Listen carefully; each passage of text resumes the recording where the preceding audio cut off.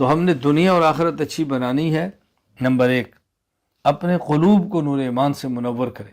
میری باتیں توجہ سے سمجھیں۔ اور نور ایمان سے منور کرنے کا معنی دل میں اللہ کی محبت کو لائیں، غیر اللہ کی محبت کو دل سے نکالیں۔ جب ہم اللہ کا ذکر کرتے ہیں تو ہمارے مشائخ فرماتے ہیں کہ لا الہ الا اللہ، نفی و اثبات کا ذکر کرتے ہوئے یہی تصور ہونا چاہیے، لا الہ، غیر اللہ کی محبت کو دل سے نکال رہا ہوں، الا اللہ، اللہ کی محبت کو دل میں لا رہا ہوں۔ غیر اللہ کی محبت کو نکالو، اللہ کی محبت کو لاؤ، غیر اللہ کی محبت کو نہ لو، اللہ کی محبت کو لو۔